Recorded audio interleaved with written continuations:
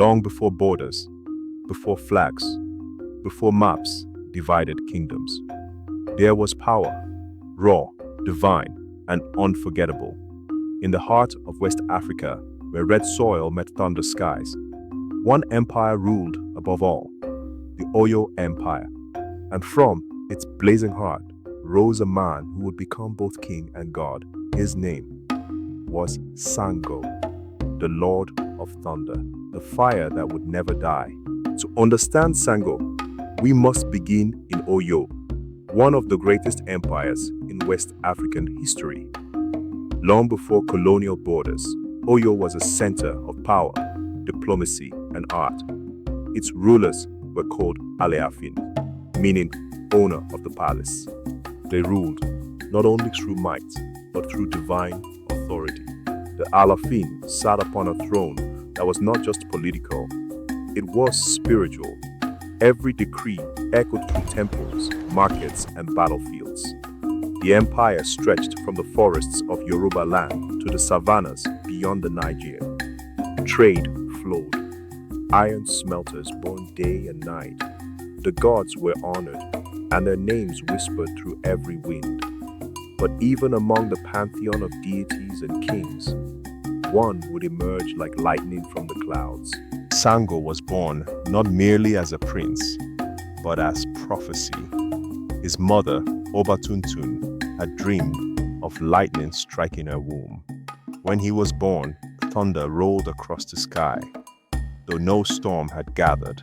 From birth, he was said to carry in her the divine fire in his veins. He was fierce, curious, uncontrollable. Even as a boy, he would strike stones together until sparks flew.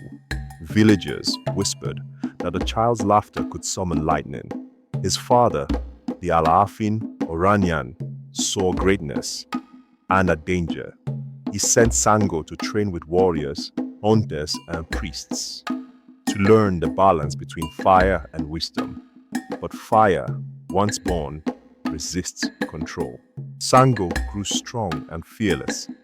He mastered weapons, battle cries, and the secrets of the iron forges of Ogun, god of metal. It was there he learned that iron answers only the courage. The blacksmiths saw something in his eyes, not just strength, but divine rage. When Sango struck metal, sparks flew higher than any other. When he shouted, it sounded like thunder breaking mountains. The people began to whisper. Perhaps this was no mere man, but a spirit born in flesh. When the time came, the throne of Oyo trembled between peace and chaos. The old king had fallen. Factions fought for power. The people feared that the empire would tear itself apart.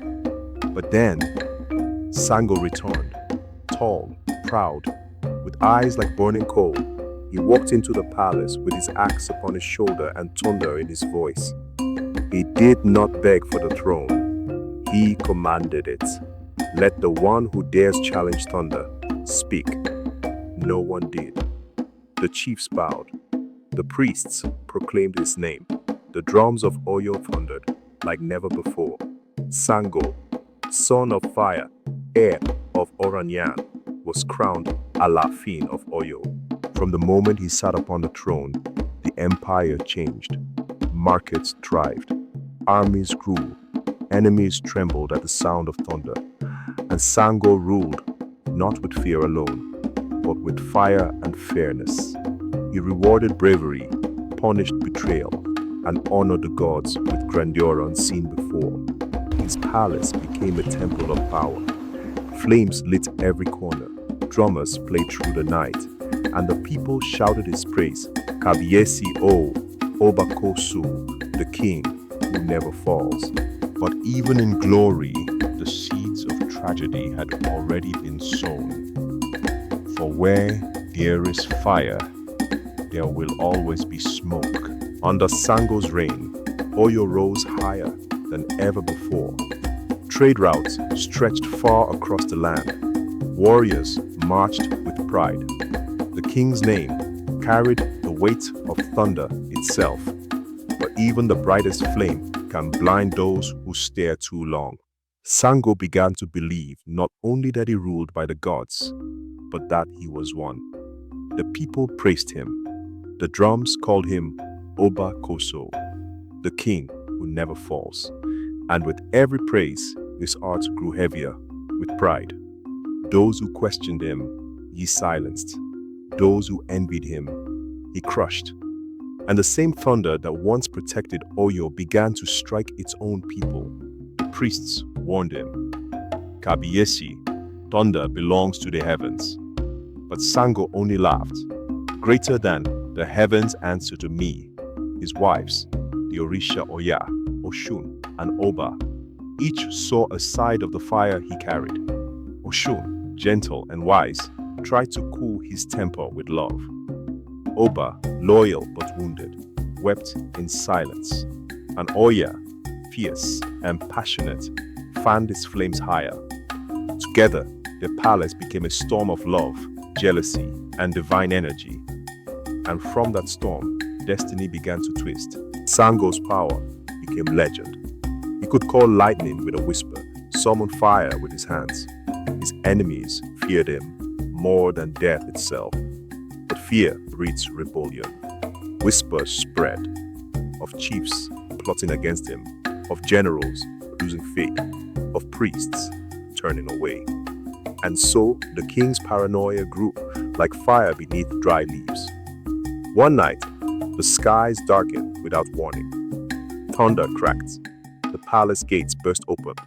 The enemies of Sango, led by a warrior once loyal to him, struck the city in darkness. Flames rose. The capital screamed. Narrator tense. Sango stood at the center of the chaos, his eyes burning red.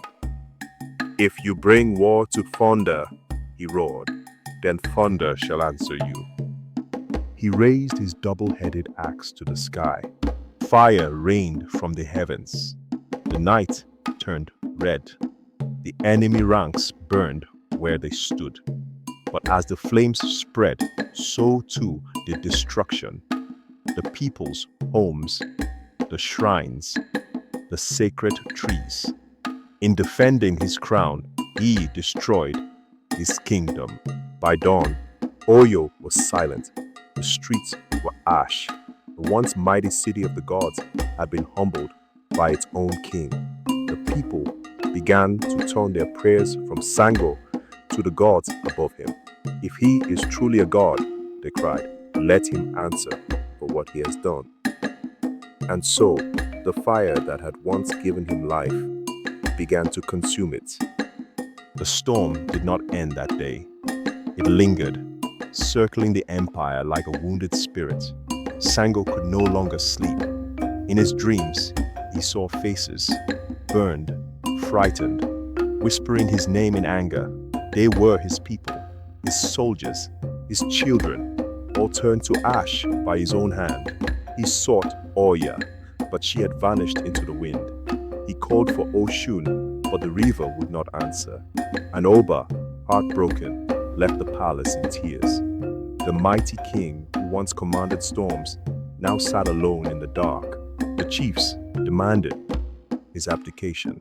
The priests refused his offerings. The drums that once sang his praise now fell silent.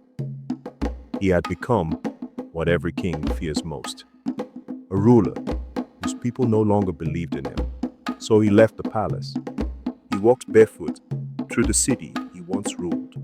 No gods, no crown, no thunder, just the sound of rain on red earth and the memory of fire. And so began the last walk of Sango, the journey that would turn a fallen king into an immortal god. For in every storm there must come silence, and in every man there lies a spark waiting to rise again.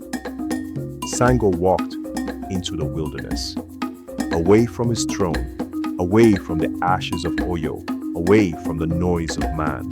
He carried nothing but his axe, and the sound of thunder followed behind him, like a loyal spirit refusing to let go. Narrator, for days he wandered, through forests, mountains, and valleys. The once mighty king now looked like a man chased by ghosts. In the silence, he began to hear voices, the whispers of his ancestors.